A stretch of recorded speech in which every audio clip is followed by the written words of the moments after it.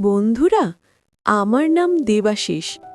আমি যে বাড়িতে কাজ করতাম সেই বাড়ির মালিক বিদেশ থাকত। বাড়ির সাধারণ কাজকর্ম, হাট বাজার ইত্যাদির জন্য আমাকে রাখা হয়েছিল। মালকিনও আমাকে তার ছেলের মতোই স্নেহ করতেন। সেই বাড়িতে আমার খুব ভালো দিন কাটতে লাগল। কিন্তু আমি জানতাম না এই বাড়িতে এমন কিছু ঘটতে চলেছে যা আমার চিন্তা ধারণার বাইরে।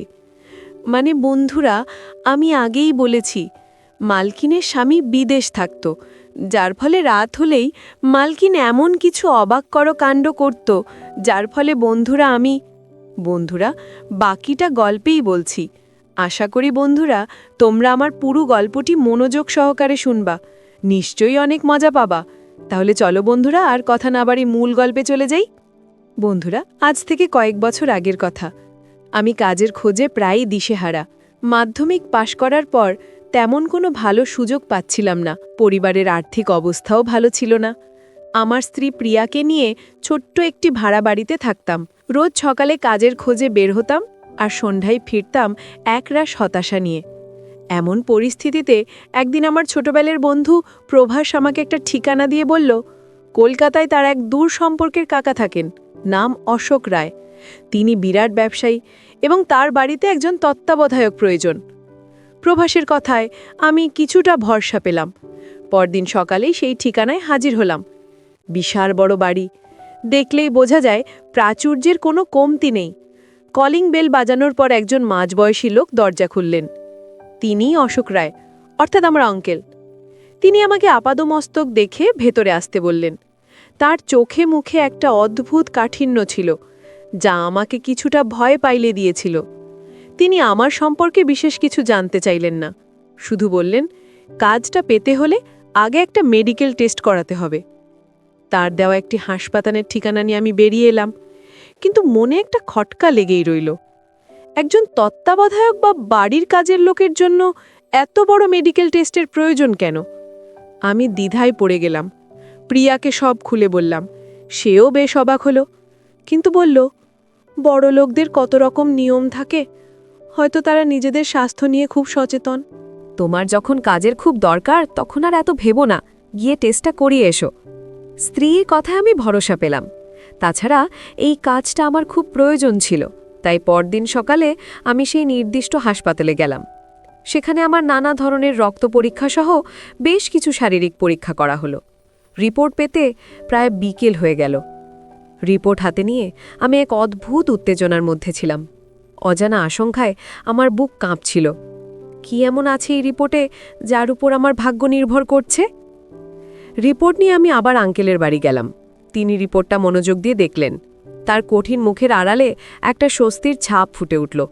তিনি বললেন, সব ঠিক আছে, তোমার রিপোর্ট ভালো, তুমি কাল থেকেই কাজে যোগ দিতে পারো। এই কথা শুনে আমি যেন আকাশে চাঁদ হাতে পেলাম। এত সহজে যে এমন একটা ভালো কাজ পেয়ে যাব তা আমি ভাবতেও পারিনি। তিনি আমাকে বাড়ির পেছনের দিকে একটা ছোট কিন্তু গোছানো কোয়ার্টার দেখিয়ে দিলেন এবং বললেন আমি স্ত্রীকে নিয়ে সেখানেই থাকতে পারবো। সেই মুহূর্তে আমার মনে হলো ভাগ্য হয়তো এবার আমার দিকে মুখ তুলে চেয়েছে। কিন্তু তখনও আমি জানতাম না এই বাড়ির চার দেওয়ালের ভেতরে আমার জন্য কি অপেক্ষা করছে।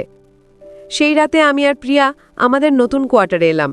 চারদিকে সাজানো গোছানো পরিবেশ দেখে প্রিয়ার মুখে হাসি ফুটে উঠল।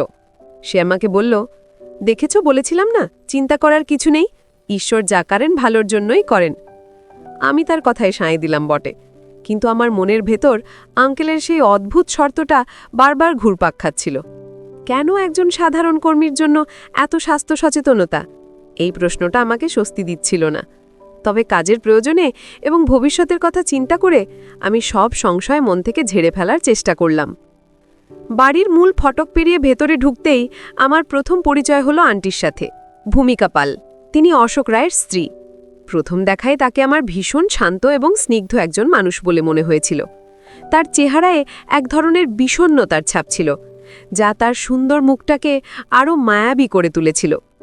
তিনি আমাকে দেখে হালকা হাসলেন এবং আমার নাম জিজ্ঞেস করলেন। তার কণ্ঠস্বরে এমন একটা আন্তরিকতা ছিল যা আমাকে মুগ্ধ করেছিল। তিনি আমাকে আমার কাজের পরিধি বুঝিয়ে দিলেন। তার কথা বলার ধরন এবং নম্র ব্যবহার আমাকে জানিয়ে দিল যে এই বাড়িতে আমার কাজ করতে কোনো অসুবিধা হবে না। আমার কাজ ছিল মূলত বাড়ির সার্বিক দেখাশোনা করা, বাজার করা এবং আন্টির ছোটখাটো প্রয়োজনগুলোর খেয়াল রাখা। আঙ্কেল বেশিরভাগ সময় ব্যবসার কাজে বাইরে থাকতেন।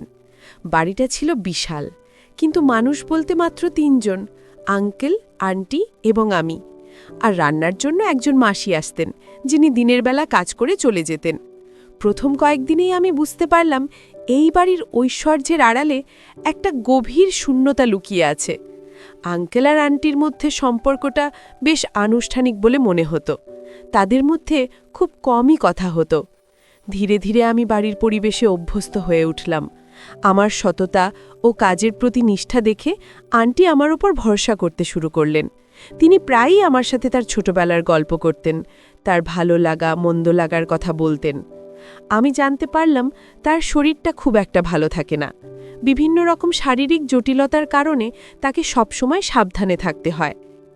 তখনই আমি বুঝতে পারলাম কেন কাজে যোগ দেওয়ার আগে আমার মেডিকেল টেস্ট করানো হয়েছিল। তারা এমন একজন কর্মী চেয়েছিলেন যার থেকে কোনো রকম সংক্রমণের ভয় থাকবে না। এই সত্যটা জানার পর আমার মন থেকে সমস্ত দ্বিধা দূর হয়ে গেল এবং আন্টির প্রতি আমার সম্মান আরও বেড়ে গেল। দেখতে দেখতে কয়েক মাস কেটে গেল। আমি আমার কাজে পুরোপুরি মনোযোগ দিয়েছিলাম।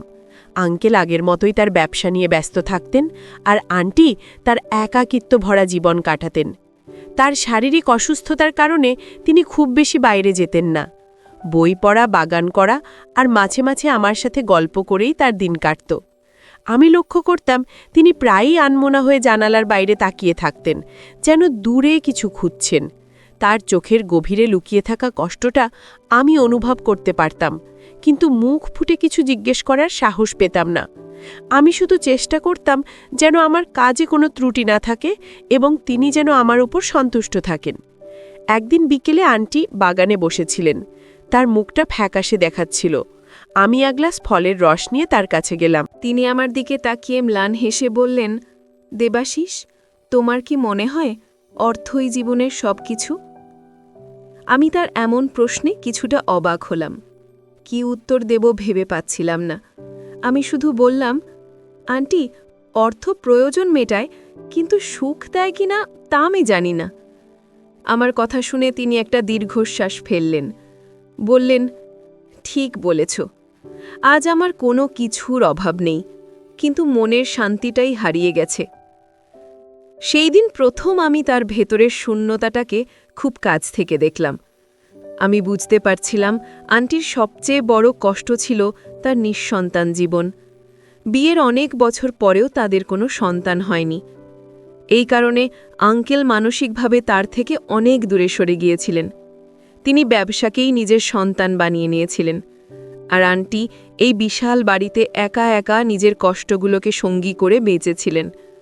আমি প্রায়ই দেখতাম তিনি ছোট বাচ্চাদের ছবি দেওয়া ম্যাগাজিন বা টেলিভিশনে কোনো শিশুর অনুষ্ঠান দেখলে তার চোখ ছলছল করে উঠত। তার এই মাতৃত্বের আকুতি আমাকেও কষ্ট দিত। আমি মনে মনে ঈশ্বরের কাছে প্রার্থনা করতাম তিনি যেন আন্টির কোল ভরিয়ে দেন। আমার স্ত্রী প্রিয়াও মাঝে মাঝে আন্টির সাথে গল্প করতে আসত। প্রিয়া খুব মিশুকে স্বভাবের হওয়ায় অল্পদিনেই আন্টির মন জয় করে নিয়েছিল। আন্টি প্রিয়ার সাথে তার মনের অনেক কথা বলতেন, যা হয়তো তিনি অন্য কাউকে বলতে পারতেন না। প্রিয়া তাকে বোঝাতো, সান্ত্বনা দিত। তাদের মধ্যে একটা সুন্দর বন্ধুত্বপূর্ণ সম্পর্ক গড়ে উঠেছিল। আমি দূর থেকে দেখতাম প্রিয়া আর আন্টি যখন একসাথে হাসত, গল্প করত, তখন কিছুক্ষণের জন্য হলেও আন্টির মুখের বিষণ্ণতা কেটে যেত। এটা দেখে আমার খুব ভালো লাগত। মনে হতো আমি আর প্রিয়া মিলে অন্তত একজন মানুষের জীবনে কিছুটা হলেও আনন্দ নিয়ে আসতে পারছি। একদিন আঙ্কেলের এক পুরনো কর্মচারী বাড়িতে এসেছিল কিছু কাগজপত্রের জন্য। তার নাম ছিল রতনদা। কাজ শেষে তিনি আমার সাথে দেখা করতে এলেন। কথায় কথায় তিনি বললেন, ভাই, খুব সাবধানে থেকো। এই বাড়ির চাকরি বেশি দিন টেকে না। সাহেব খুব ঘন ঘন লোক বদলান। রতনদার কথা শুনে আমি কিছুটা চিন্তায় পড়ে গেলাম। আমি তাকে জিজ্ঞেস করলাম, কেন, কোনো সমস্যা আছে কি? তিনি বললেন, সমস্যা তো আছেই। তবে সেসব তুমি ধীরে ধীরে নিজেই বুঝতে পারবে।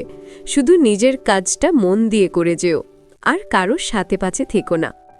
তার এই রহস্যময় কথা আমার মনের ভেতরে একটা অজানা ভয় ঢুকিয়ে দিল।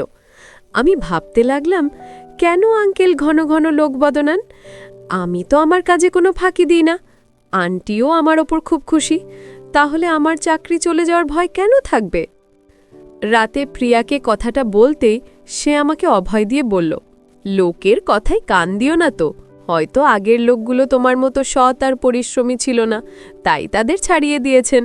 তুমি যেমন মন দিয়ে কাজ করছো তেমনই করে যাও, দেখবে কিচ্ছু হবে না। প্রিয়ার কথায় আমি কিছুটা শান্ত হলাম, কিন্তু রতনদার সেই সতর্কবাণী আমার মনের এক কোণে গেঁথে রইল। এরপর থেকে আমি আরও বেশি সতর্ক হয়ে গেলাম। আঙ্কেল এবং আন্টিকে খুশি রাখার জন্য আমি আমার সাধ্যমতো চেষ্টা করতাম। আন্টি আমার উপর এতটাই নির্ভরশীল হয়ে পড়েছিলেন যে তার ওষুধের সময় থেকে শুরু করে খাবারের তালিকা পর্যন্ত সবকিছু আমিই দেখভাল করতাম। তিনি প্রায়ই বলতেন, দেবাশিস, তুমি না থাকলে আমার যে কি হতো। তার এই কথাগুলো আমাকে কাজের প্রতি আরও উৎসাহিত করত। আমি তাকে নিজের মায়ের মতো করেই দেখতাম এবং তার সেবা যত্ন করতাম। একদিন রাতে হঠাৎ আন্টির শরীর খুব খারাপ করল। তার শ্বাসকষ্ট শুরু হলো। আমি আর প্রিয়া খুব ভয় পেয়ে গেলাম। আঙ্কেল তখন একটা জরুরি কাজে শহরের বাইরে ছিলেন। আমি দ্রুত আমাদের ফ্যামিলি ডাক্তারকে ফোন করলাম। ডাক্তার এসে প্রাথমিক চিকিৎসা দিয়ে বললেন, ওনাকে দ্রুত হাসপাতালে ভর্তি করতে হবে, পরিস্থিতি বেশ জটিল। আমি এক মুহূর্ত দেরি না করে অ্যাম্বুলেন্স ডাকলাম এবং আন্টিকে নিয়ে হাসপাতালের দিকে রওনা দিলাম। সেই রাতে আমার মনে হচ্ছিল যেন আমার নিজের কোনো আপনজন জীবন মৃত্যুর সঙ্গে লড়াই করছে। আমি ঈশ্বরের কাছে তার সুস্থতার জন্য প্রার্থনা করতে লাগলাম। হাসপাতালে পৌঁছানোর পর আন্টিকে ইমার্জেন্সি ওয়ার্ডে ভর্তি করা হলো। ডাক্তাররা দ্রুত তার চিকিৎসা শুরু করলেন। আমি বাইরে করিডোরে অস্থিরভাবে পায়চারা করছিলাম। প্রিয়া আমাকে শান্ত করার চেষ্টা করছিল, কিন্তু আমার মন মানছিল না। আমি আঙ্কেলকে ফোন করে সবটাই জানালাম। তিনি বললেন যত তাড়াতাড়ি সম্ভব চলে আসছেন। প্রায় ৩ ঘন্টা পর আঙ্কেল হাসপাতালে পৌঁছালেন। তার চোখে মুখে ছিল গভীর উদ্বেগ। তিনি আমাকে পরিস্থিতি সম্পর্কে জিজ্ঞেস করলেন। আমি তাকে সবটা খুলে বললাম। ডাক্তার এসে জানালেন যে সঠিক সময় হাসপাতালে আনার জন্য একটা বড় বিপদ কেটে গেছে, তবে তাকে কয়েকদিন পর্যবেক্ষণে রাখতে হবে। ডাক্তারের কথা শুনে আঙ্কেল আমার কাঁধে হাত রেখে বললেন, দেবাশিস, আজ তুমি যা করেছ তার জন্য আমি তোমার কাছে ঋণী থাকব। সেই প্রথম আমি আঙ্কেলের কঠিন মুখের আড়ালে একজন সংবেদনশীল মানুষকে দেখলাম। তার চোখের কোণে জমে থাকা জল স্পষ্ট বলে দিচ্ছিল তিনি আন্টিকে কতটা ভালোবাসেন, যদিও তার প্রকাশভঙ্গি ছিল ভিন্ন। সেই রাতে আমি আর আঙ্কেল হাসপাতালেই থেকে গেলাম। আঙ্কেলের সাথে আমার অনেক কথা হলো। তিনি আমাকে তার ব্যবসার শুরুর দিনগুলোর কথা, তার সংগ্রামের কথা বললেন। আমি বুঝতে পারলাম অর্থের পেছনে ছুটতে গিয়ে তিনি তার জীবনের সবচেয়ে মূল্যবান সম্পর্কটাকে অবহেলা করে ফেলেছেন। পরের কয়েকদিন আঙ্কেল তার সমস্ত কাজ ফেলে হাসপাতালে আন্টির পাশে বসে থাকলেন। তিনি নিজের হাতে তার সেবা করতে লাগলেন। আমি দেখতাম তিনি গভীর রাতেও জেগে থেকে আন্টির খেয়াল রাখছেন। তাদের দুজনের মধ্যে যে বরফ জমেছিল তা যেন ধীরে ধীরে গলতে শুরু করেছে। আন্টিও আঙ্কেলের এই পরিবর্তনে বেশ অবাক হয়েছিলেন। তার চোখে মুখে একটা প্রশান্তির ছাপ ফুটে উঠেছিল। এই কঠিন সময়টা যেন তাদের সম্পর্কটাকে নতুন করে বাঁচিয়ে তোলার একটা সুযোগ করে দিয়েছিল। আমি দূর থেকে তাদের দেখতাম আর মনে মনে খুশি হতাম। কয়েকদিন পর আন্টি পুরোপুরি সুস্থ হয়ে বাড়ি ফিরলেন, কিন্তু এই ঘটনাটা বাড়ির পরিবেশটাই বদলে দিয়েছিল। আঙ্কেল এখন আর আগের মতো রাত করে বাড়ি ফিরতেন না। তিনি সময়ের আগেই কাজ শেষ করে চলে আসতেন এবং আন্টির সাথে সময় কাটাতেন। তারা একসাথে বসে চা খেতেন, গল্প করতেন, এমনকি বাগানেও হাঁটতে যেতেন। তাদের মধ্যে যে দূরত্ব তৈরি হয়েছিল তা যেন মিলিয়ে যেতে শুরু করেছে। বাড়ির সেই শূন্যতা আর একাকিত্ব এখন ভালোবাসার উষ্ণতায় ভরে উঠেছে। এই পরিবর্তন দেখে আমি আর প্রিয়া সবচেয়ে বেশি খুশি হয়েছিলাম। একদিন বিকেলে আঙ্কেল আমাকে তার পড়ার ঘরে ডাকলেন। আমি কিছুটা ভয়ে ভয়েই গেলাম। তিনি আমাকে বসতে বললেন এবং আমার হাতে একটা খাম ধরিয়ে দিলেন। আমি খুলে দেখলাম ভেতরে অনেকগুলো টাকা। আমি অবাক হয়ে তার দিকে তাকালাম। তিনি হেসে বললেন, এটা তোমার পুরস্কার দেবাশিস। তুমি শুধু আমার স্ত্রীর জীবন বাঁচাওনি, তুমি আমার ভেঙে যাওয়া সংসারটাকেও বাঁচিয়েছ। তোমার সততা আর আন্তরিকতা আমাকে শিখিয়েছে সম্পর্কের যত্ন কিভাবে নিতে হয়। আমি আপ্লুত হয়ে তার পা ছুঁয়ে সালাম করলাম। তিনি আমাকে বুকে জড়িয়ে ধরলেন। এই ঘটনার পর থেকে আঙ্কেল আমাকে আর কেবল একজন কর্মচারী হিসেবে দেখতেন না, তিনি আমাকে নিজের ছোট ভাইয়ের মতো স্নেহ করতেন। তিনি আমার ভবিষ্যতের কথা ভাবতেন। একদিন তিনি আমাকে বললেন, দেবাশিস, তুমি শুধু বাড়ির কাজ করে জীবনটা নষ্ট করো না, তোমার আরও বড় হওয়ার যোগ্যতা আছে। আমি চাই তুমি আবার পড়াশোনা শুরু করো। আমি তার কথা শুনে অবাক হলাম। আমি বললাম, আঙ্কেল, এই বয়সে আবার পড়াশোনা? তিনি বললেন, পড়াশোনার কোনো বয়স হয় না, আমি তোমার সব ব্যবস্থা করে দেব।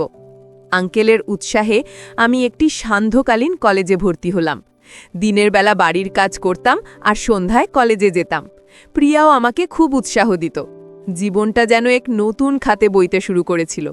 আমি মন দিয়ে পড়াশোনা করতে লাগলাম। আন্টিও আমার পড়াশোনার খোঁজ খবর নিতেন। তিনি প্রায়ই বলতেন, দেবাশিস, তোমাকে অনেক বড় হতে হবে, আমাদের মুখ উজ্জ্বল করতে হবে। তাদের এই ভালোবাসা এবং ভরসা আমাকে আরও বেশি শক্তি যোগাত। জীবনের এই নতুন অধ্যায় আমাকে শিখিয়েছিল যে মানুষ মানুষের জন্যই। অর্থ, প্রতিপত্তি হয়তো সাময়িক সুখ দিতে পারে, কিন্তু মানবিকতা এবং ভালোবাসাই পারে একটা জীবনকে সার্থক করে তুলতে। আমি যে বাড়িতে একজন সাধারণ কর্মচারী হয়ে এসেছিলাম, সেই বাড়ির মানুষগুলোই আমার পরিবার হয়ে উঠেছিল। তাদের স্নেহ, ভালোবাসা এবং সমর্থনে আমি আমার জীবনের এক নতুন অর্থ খুঁজে পেয়েছিলাম। আমি প্রতিজ্ঞা করেছিলাম, আমি তাদের এই বিশ্বাসের মর্যাদা রাখব এবং একজন ভালো মানুষ হিসেবে নিজেকে প্রতিষ্ঠিত করব। কলেজে ভর্তি হওয়ার পর আমার জীবনটা একটা নতুন রুটিনে বাধা পড়ল। দিনের বেলা বাড়ির দায়িত্ব সামলানো আর সন্ধ্যায় পড়াশোনা, এই দুইয়ের মধ্যে ভারসাম্য রাখাটা প্রথম দিকে বেশ কঠিন ছিল। কিন্তু আঙ্কেল ও আন্টির নিরন্তর উৎসাহ এবং প্রিয়া সহযোগিতা আমার পথটাকে অনেক সহজ করে দিয়েছিল। আন্টি আমার স্বাস্থ্যের প্রতি বিশেষ নজর রাখতেন। তিনি নিশ্চিত করতেন যেন কাজের চাপে আমার পড়াশোনার বা শরীরের কোনো ক্ষতি না হয়। মাঝে মাঝে যখন পড়তে পড়তে রাত হয়ে যেত, তিনি নিজেই আমার জন্য কফি বা খাবার নিয়ে আসতেন। তার এই মমতা আমাকে আবেগপ্রবণ করে তুলত। আঙ্কেলের মধ্যেও আমি এক অবিশ্বাস্য পরিবর্তন লক্ষ্য করছিলাম। তিনি এখন ব্যবসার চেয়ে পরিবারকে বেশি গুরুত্ব দিতেন। তিনি আন্টির সাথে বিভিন্ন সামাজিক অনুষ্ঠানে যেতেন, যা আগে তিনি একেবারেই এড়িয়ে চলতেন। তাদের সম্পর্কের এই উন্নতি দেখে আমার মন ভরে যেত। একদিন তারা আমাকে জানালেন যে তারা একটি অনাথ আশ্রমের দায়িত্ব নিয়েছেন। তারা এখন তাদের সময় আর অর্থের একটা বড় অংশ সেই অনাথ শিশুদের জন্য ব্যয় করেন। তাদের এই মহৎ উদ্যোগ আমাকে গভীরভাবে অনুপ্রাণিত করেছিল। আমি বুঝতে পারছিলাম তারা নিজেদের নিঃসন্তান জীবনের শূন্যতাকে অপরের সেবার মাধ্যমে পূরণ করার চেষ্টা করছেন। আমি ছুটির দিনে প্রায় তাদের সাথে সেই অনাথ আশ্রমে যেতাম। সেখানকার বাচ্চাদের সাথে সময় কাটাতে আমার খুব ভালো লাগতো। তাদের নির্মল হাসি, খেলাধুলা দেখে আমি আমার নিজের শৈশবে ফিরে যেতাম।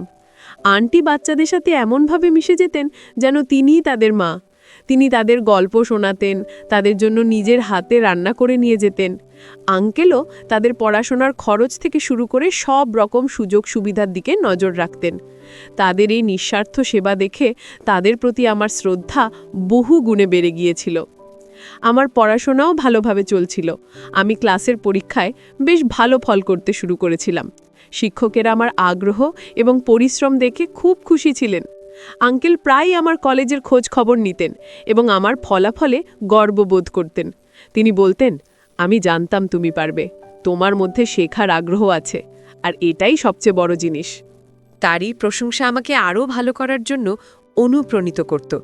আমি স্বপ্ন দেখতে শুরু করেছিলাম, পড়াশোনা শেষ করে একটা ভালো চাকরি করব এবং নিজের পায়ে দাঁড়াবো। এরই মধ্যে একদিন একটা অপ্রত্যাশিত ঘটনা ঘটল। আঙ্কেলের ব্যবসায় একটা বড় ধরনের বিপর্যয় নেমে এলো।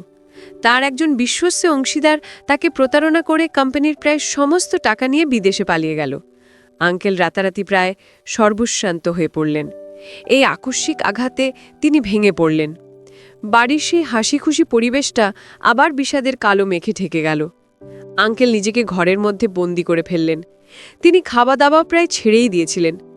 এই কঠিন সময়ে আন্টি দৃঢ় মনোবল নিয়ে তার পাশে দাঁড়ালেন। তিনি আঙ্কেলকে বোঝাতে লাগলেন, টাকা পয়সা আজ আছে, কাল নেই, কিন্তু আমরা যদি একসাথে থাকি তাহলে যে কোনো বিপদ মোকাবিলা করতে পারব।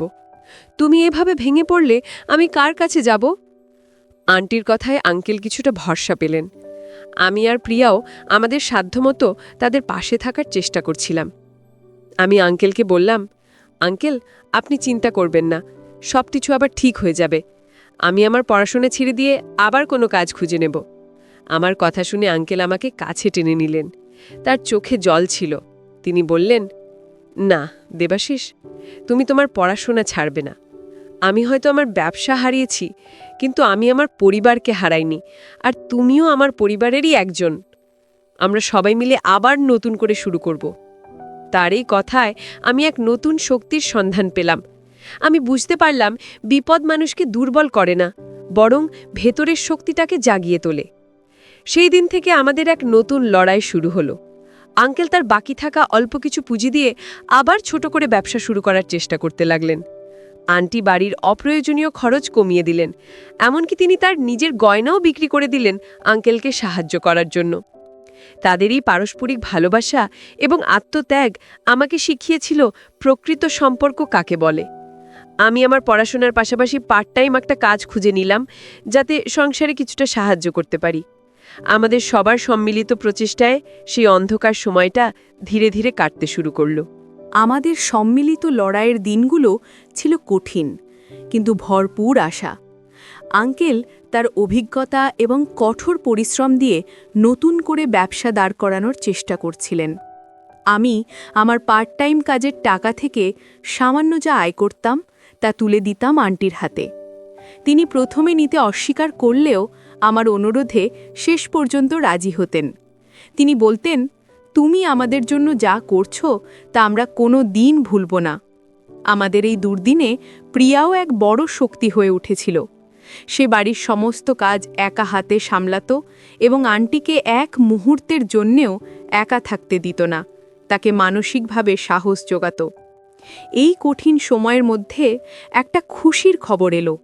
আঙ্কেল এবং আন্টি যে অনাথ আশ্রমের দায়িত্ব নিয়েছিলেন, সেখানকার কর্তৃপক্ষ তাদের এই দুঃসময়ের কথা জানতে পেরে পাশে দাঁড়াতে চাইল।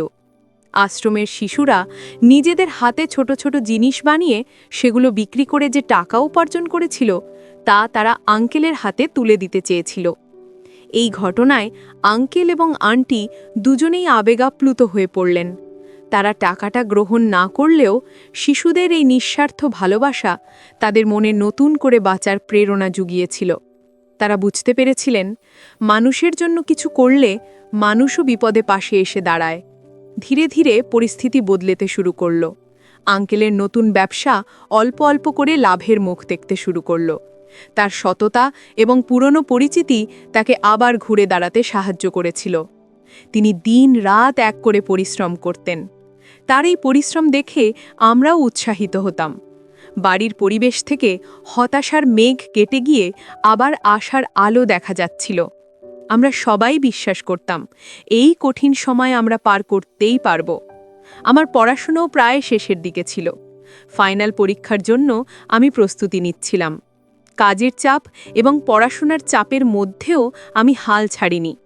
আঙ্কেল এবং আন্টির লড়াই আমাকে শিখিয়েছিল, জীবনে প্রতিকূলতা আসবেই, কিন্তু তার সামনে মাথা নত করলে চলবে না। সাহসের সাথে তার মোকাবেলা করতে হবে। আমি দ্বিগুণ উৎসাহে পড়াশোনায় মন দিলাম। আমার একটাই লক্ষ্য ছিল, পরীক্ষায় ভালো ফল করে আঙ্কেল আন্টির মুখে হাসি ফোটানো, যারা আমার জন্য এত কিছু করেছেন।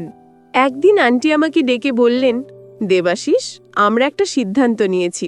আমরা আমাদের এই বড় বাড়িটা বিক্রি করে দিয়ে একটা ছোট ফ্ল্যাটে চলে যাব। আমি তার কথা শুনে অবাক হলাম। তিনি বললেন, এই বাড়িটা রক্ষণাবেক্ষণ করতে এখন অনেক খরচ। বাড়িটা বিক্রি করে যে টাকা পাওয়া যাবে তা তোমার আঙ্কেলের ব্যবসায় খুব সাহায্য করবে। তাছাড়া আমাদের তো এখন আর এত বড় বাড়ির প্রয়োজন নেই, আমরা ছোট জায়গাতেও সুখে থাকতে পারবো। তাদের এই ত্যাগ আমাকে নির্বাক করে দিয়েছিল। নিজেদের স্বাচ্ছন্দ্যের কথা না ভেবে তারা শুধু একে অপরের ভবিষ্যতের কথা ভাবছিলেন। কয়েক মাসের মধ্যেই তারা বাড়িটা বিক্রি করে দিলেন এবং আমরা সবাই মিলে কলকাতার উপকণ্ঠে একটি সুন্দর ছোট ফ্ল্যাটে উঠে এলাম। জায়গাটা ছোট হলেও সেখানে ভালোবাসার কোনো কমতি ছিল না। আমাদের নতুন জীবন শুরু হলো। আমি, প্রিয়া, আঙ্কেল আর আন্টি, আমরা 4 জন মিলে একটা সুখী পরিবার হয়ে উঠেছিলাম।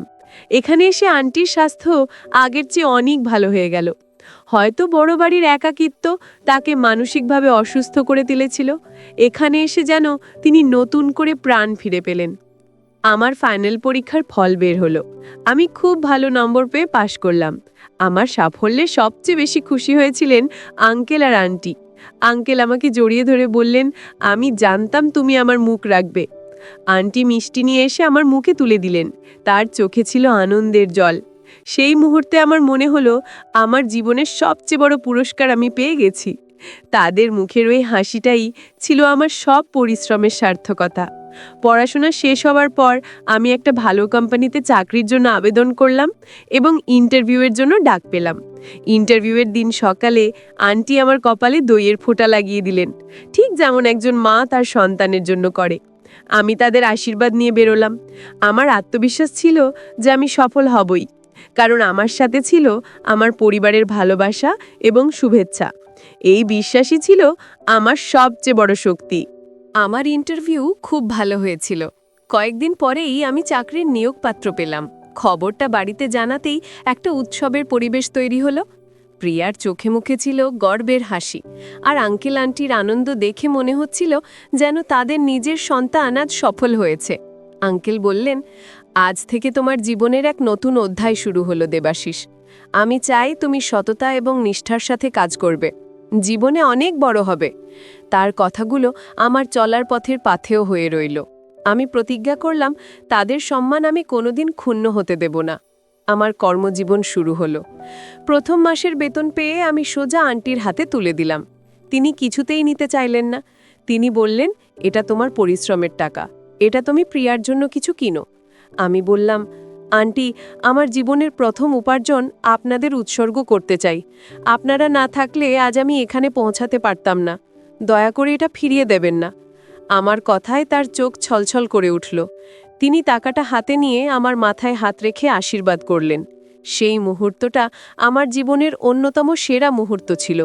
চাকরির পাশাপাশি আমি আঙ্কেলের ব্যবসাতেও সাহায্য করতে শুরু করলাম। আমার আধুনিক শিক্ষাকে কাজে লাগিয়ে আমি তার ব্যবসাকে অনলাইন প্ল্যাটফর্মে নিয়ে যাওয়ার পরামর্শ দিলাম। প্রথমে তিনি কিছুটা দ্বিধা করলেও পরে আমার কথায় রাজি হলেন। আমি একটি ওয়েবসাইট তৈরি করলাম এবং ডিজিটাল মার্কেটিংয়ের মাধ্যমে তার পণ্যের প্রচার শুরু করলাম। এই নতুন উদ্যোগটা খুব অল্প সময়ের মধ্যেই সাফল্য পেল। আঙ্কেলের ব্যবসা আবার দ্রুত গতিতে বাড়তে শুরু করল। তিনি তার হারানো গৌরব ফিরে পেতে শুরু করলেন। আমাদের আর্থিক অবস্থা এখন আগের চেয়ে অনেক ভালো, কিন্তু আমরা সেই ছোট্ট ফ্ল্যাটেই রয়ে গেলাম, কারণ এই ফ্ল্যাটটা আমাদের লড়াইয়ের দিনগুলোর সাক্ষী, আমাদের পরিবারের ঐক্যের প্রতীক। আন্টি প্রায়ই বলতেন, সুখ বড় বাড়িতে থাকে না, সুখ থাকে মানুষের মনে। তার এই কথাগুলো ছিল জীবনের এক অমূল্য শিক্ষা। আমরা এখন অল্পতে সন্তুষ্ট থাকতে শিখেছিলাম। আমাদের জীবনে প্রাচুর্য না থাকলেও শান্তি আর ভালোবাসার কোনো অভাব ছিল না। একদিন আঙ্কেল এবং আন্টি আমাদের জানালেন যে তারা অনাথ আশ্রম থেকে একটি শিশুকে দত্তক নিতে চান। এই খবরটা শুনে আমরা খুব খুশি হলাম। তারা সব আইনি প্রক্রিয়া সম্পন্ন করে 6 মাস বয়সী একটি ছোট্ট মেয়েকে বাড়িতে নিয়ে এলেন। মেয়েটির নাম রাখলেন আলো। আলোর আগমনে আমাদের পরিবারটা যেন পূর্ণতা পেল। তার হাসিতে, তার কান্নায় আমাদের বাড়িটা মুখরিত হয়ে উঠল।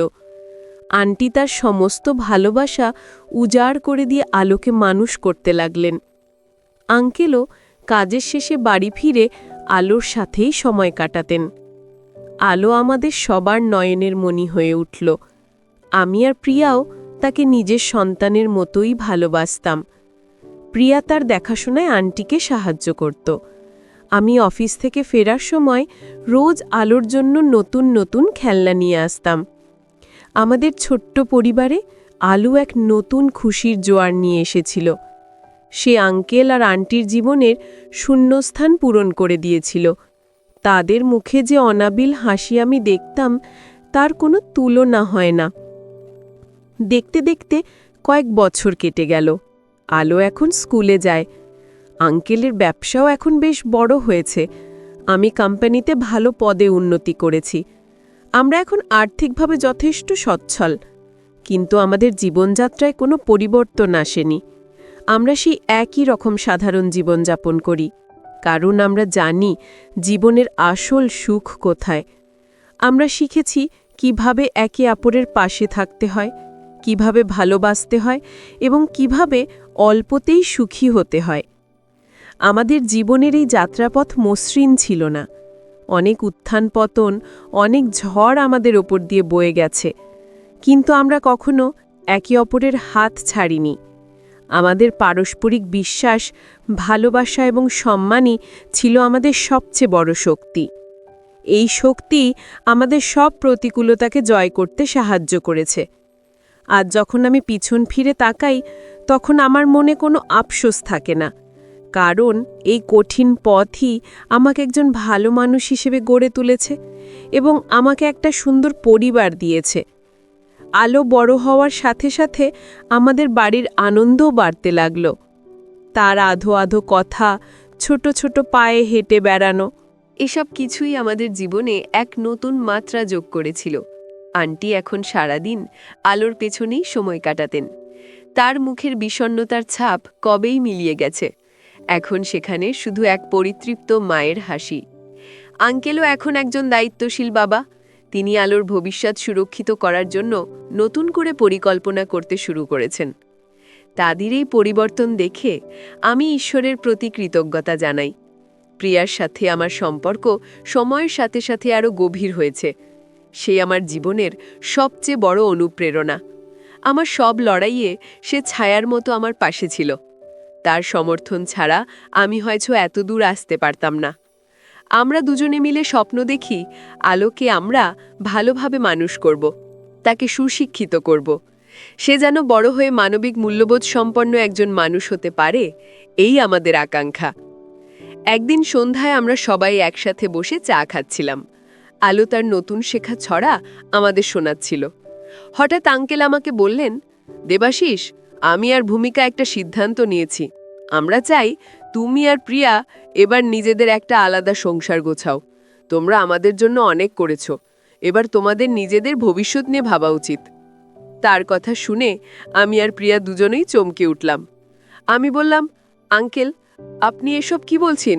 আপনাদের ছেড়ে আমরা কোথাও যাব না, এটাই তো আমাদের সংসার। আন্টি আমাদের কাছে এসে বললেন, পাগল ছেলে, আমরা তোমাদের দূরে যেতে বলছি না। আমরা চাই তোমরা নিজেদের মতো করে জীবনটা সাজাও। তোমাদেরও তো নিজস্ব কিছু স্বপ্ন আছে। আমি বললাম, আমাদের সবচেয়ে বড় স্বপ্ন হলো আপনাদের সাথে থাকা। আপনারা আমাদের বাবা মায়ের মতো। সন্তান কি কখনো বাবা মাকে ছেড়ে যায়? আমার কথায় তাদের দুজনের চোখে জল চলে এলো। আঙ্কেল আমাকে বুকে জড়িয়ে ধরে বললেন, আমি সত্যিই খুব ভাগ্যবান যে তোমার মতো একজন ছেলেকে পেয়েছি। সেদিন আমাদের পরিবারের বন্ধনটা যেন আরও দৃঢ় হয়ে গেল। আমরা ঠিক করলাম আমরা সবাই একসাথেই থাকব। কিছুদিন পর আমরা কাছাকাছি একটা বড় ফ্ল্যাট কিনলাম, যেখানে আমরা সবাই মিলে স্বাচ্ছন্দ্যে থাকতে পারি। আমাদের নতুন বাড়িতেও সেই পুরনো ভালোবাসা আর আন্তরিকতার পরিবেশ বজায় রইল।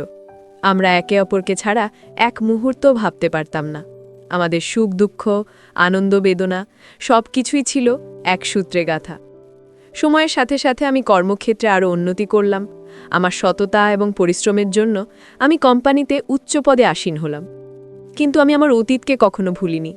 আমি সেই দিনগুলোর কথা সব সময় মনে রাখি, যখন আমি একটা কাজের জন্য দাঁড়ে দাঁড়ে ঘুরতাম। এই স্মৃতি আমাকে মাটির কাছাকাছি থাকতে শেখায়, আমাকে অহংকারী হতে দেয় না। আমি সবসময় চেষ্টা করি আমার সহকর্মীদের সাথে ভালো ব্যবহার করতে এবং তাদের বিপদে আপদে পাশে দাঁড়াতে। আঙ্কেল এখন তার ব্যবসার অধিকাংশ দায়িত্ব আমার হাতে তুলে দিয়েছেন। তিনি এখন মূলত পরামর্শদাতার ভূমিকা পালন করেন। তিনি তার বেশিরভাগ সময় কাটান সমাজ সেবামূলক কাজে। তিনি এবং আন্টি মিলে আরও কয়েকটি অনাথ আশ্রম এবং একটি বৃদ্ধাশ্রম প্রতিষ্ঠা করেছেন। তারা তাদের জীবনের বাকি সময়টা মানুষের সেবা করেই কাটিয়ে দিতে চান। তাদের এই মহানুভবতা আমাকে প্রতিনিয়ত অনুপ্রাণিত করে। আজ আমার জীবনে কোনো কিছুর অভাব নেই। অর্থ, সম্মান, ভালোবাসা একটা সুন্দর পরিবার, সব কিছুই আমি পেয়েছি। কিন্তু আমি জানি এই সব কিছুই সম্ভব হয়েছে কারণ আমি সঠিক সময়ে সঠিক মানুষদের সান্নিধ্য পেয়েছি। আঙ্কেল এবং আন্টি যদি আমাকে সেই দিন সুযোগ না দিতেন তাহলে হয়তো আমার জীবনটা অন্যরকম হতো। তাদের প্রতি আমার কৃতজ্ঞতার কোনো শেষ নেই। তারা আমাকে শুধু আশ্রয় দেননি, তারা আমাকে একটা নতুন জীবন দিয়েছেন। আজ জীবনের এই পর্যায়ে দাঁড়িয়ে যখন আমি অতীতের দিকে ফিরে তাকাই তখন আমার মনে হয় জীবন এক আশ্চর্য ভ্রমণ। কোথায় ছিলাম আমি আর আজ কোথায় এসে দাঁড়িয়েছি। একসময় যে আমি সামান্য একটা চাকরির জন্য হন্যে হয়ে ঘুরতাম, আজ সেই আমি একটা বড় কোম্পানির ম্যানেজার এবং একটা সফল ব্যবসার অংশীদার। কিন্তু এই বাহ্যিক সাফল্যের চেয়েও আমার কাছে বড় প্রাপ্তি হলো আমার পরিবার। যে পরিবার আমি রক্ত দিয়ে পাইনি, পেয়েছি ভালোবাসা, স্নেহ আর বিশ্বাস দিয়ে। আঙ্কেল, আন্টি, প্রিয়া আর আমাদের ছোট্ট আলো, এরাই আমার পৃথিবী। আঙ্কেলের স্বাস্থ্য এখন আগের মতো নেই, বয়স বেড়েছে, তাই তিনি ব্যবসার চাপ আর নিতে পারেন না।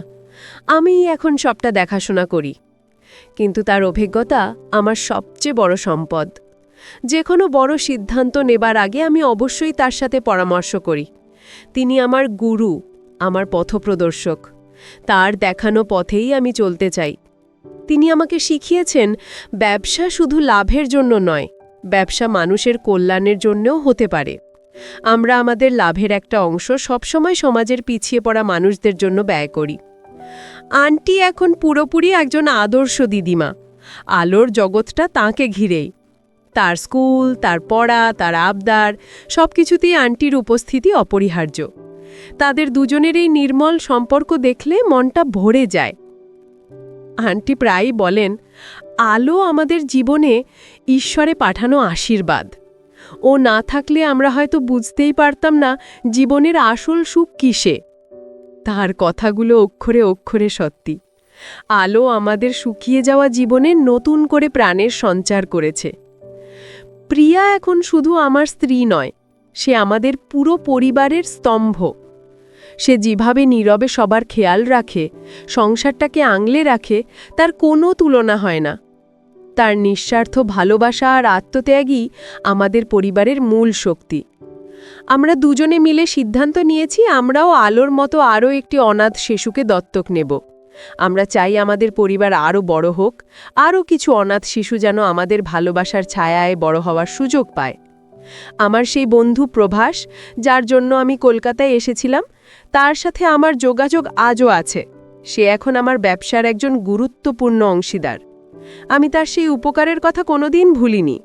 আমি বিশ্বাস করি যে মানুষ আমাদের কঠিন সময়ে হাত ধরে তাকে কখনো ভুলে যেতে নেই। কৃতজ্ঞতাবোধ মানুষকে বড় করে তোলে। কিছুদিন আগে আমার সাথে রতনদার দেখা হয়েছিল, সেই পুরনো কর্মচারী যিনি আমাকে সতর্ক করেছিলেন। তিনি এখন বেশ বৃদ্ধ। তিনি আমার সাফল্যের কথা শুনে খুব খুশি হলেন। তিনি বললেন, আমি জানতাম ভাই, তুমি একদিন অনেক বড় হবে। তোমার চোখের মধ্যে আমি সততার আলো দেখেছিলাম। তার কথা শুনে আমার খুব ভালো লেগেছিল। আমি তাকে আমাদের বৃদ্ধাশ্রমে আশ্রয় নেওয়ার ব্যবস্থা করে দিয়েছি। আমি মনে করি প্রত্যেক মানুষেরই শেষ বয়সে সম্মান ও যত্ন পাওয়ার অধিকার আছে। আজকের এই গল্পটা আপনাদের শোনানোর একটাই উদ্দেশ্য। আমি বোঝাতে চেয়েছি যে জীবন সবসময় আমাদের পরিকল্পনা মতো চলে না। জীবনে অনেক কঠিন সময় আসে, অনেক ঝড় আসে, কিন্তু সততা, কঠোর পরিশ্রম এবং মানবিকতার পথ থেকে যদি আমরা বিচ্যুত না হই তাহলে কোনো বাধাই আমাদের আটকাতে পারে না। সম্পর্কগুলো জীবনের সবচেয়ে বড় সম্পদ। অর্থ দিয়ে হয়তো অনেক কিছু কেনা যায়, কিন্তু ভালোবাসা, বিশ্বাস আর সম্মান কেনা যায় না। আমার এই জীবন কাহিনী থেকে আমরা এই শিক্ষাই নিতে পারি যে মানবতার চেয়ে বড় কোনো ধর্ম নেই, আর সহানুভূতির চেয়ে বড় কোনো সম্পদ নেই। অর্থ বা প্রতিপত্তি জীবনের চূড়ান্ত লক্ষ্য হতে পারে না। জীবনের প্রকৃত সার্থকতা লুকিয়ে আছে অপরের জন্য কিছু করার মধ্যে, নিঃস্বার্থভাবে ভালোবাসার মধ্যে। সততা এবং নিষ্ঠার সাথে নিজের দায়িত্ব পালন করলে তার ফল একদিন পাওয়া যায়ই। বিপদ বা প্রতিকূলতায় ভেঙে না পড়ে সাহসের সাথে পরিস্থিতির মোকাবিলা করাই হলো প্রকৃত বীরত্ব। আর সবচেয়ে বড় কথা হলো, পরিবার শুধু রক্তের সম্পর্কের ওপর নির্ভর করে না, স্নেহ, মমতা, বিশ্বাস এবং পারস্পরিক শ্রদ্ধাবোধের ভিত্তিতেও একটি সুন্দর এবং দৃঢ় পরিবার গড়ে উঠতে পারে। আসুন আমরা সবাই একে অপরের প্রতি আরও বেশি সংবেদনশীল হই আর ভালোবাসার মাধ্যমে এই পৃথিবীকে আরও সুন্দর করে তুলি। বন্ধুরা, আমার গল্পটি যদি তোমাদের ভালো লাগে তাহলে লাইক, শেয়ার এবং সাবস্ক্রাইব করে পাশে থেকো। আর বন্ধুরা, তোমরা এতক্ষণ ধৈর্য ধরে গল্পটি শোনার জন্য তোমাদের সবাইকে অসংখ্য ধন্যবাদ।